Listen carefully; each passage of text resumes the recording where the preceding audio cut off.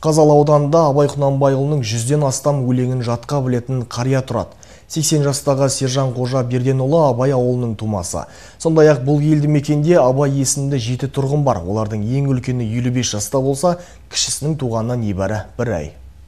Қырын таппай мақтанба, қолын таппай мақтанба, құнандар саттанба, ойнап босқа кіруге, 5 жашыға қасық бол, 5 жашыға асық бол. Адам болан десеңіз.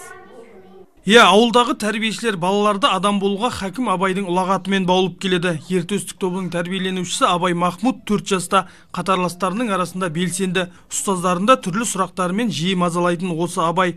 Ал жас 80-ге таяған Сержан Қожа Берденұлы Абай Құнанбаевтың 100-ден астам өлеңін жатқа біледі. Ұлы ақынның шығармаларын мектеп жасынан зердесіне тоқыған қария қазір өзі білетін өлеңдерін немересіне үйретуде. Мамандығы медицина болғанмен адамдығы Абай тағылымынан сусындаған. 100 өлең жатқа білетін. Енді қазір 80-ге келдік. Енді 80-ге дейін түскен шығар. Енді менің немерем қазір 10 өлең біледі. Бірінші, екінші класс оқиды. Көрермендер естігеннен гөрі көргенге сенеді ғой. Біздің білексіз сұрақ қоясыз. Айта бер. Жігіттер ойнардан күлкі қымбат. Содан айтайын мен бір талайын. Жігіттер ойнардан күлкі қымбат нәрсе ғой, екі түрлі сырмен сымбат, арзан жалған күлмейтін шын күлерлік, ер табылса жарайды, қылса сұхбат. Мұсылмандық туралы бір-екі өлеңді айтайын. Алланың өзі рас, сөзі рас сөз еш уақытта жалған болмас. Көп кітап түсті Алладан, соның 4-і Алланы танытуға сөзі айнымас. Әуелден Алла мінсіз пайғамбар қақ. Мүмин болсаң, осыған ойланып бақ. Құран шын бір Алланың сөзі дүр ол. Тәну енді үйренуге ғылымың шақ. 6 жастағы Абай Ғанибекұлы да осы ауылда туған, әкесі арымдап есімін өзі қойыпты. Қазір мектеп алды даярлық тобында оқиды. Абайдың 10 шақты өлеңін жатқа білетін ол кітапханаға жиі келіп тұрады.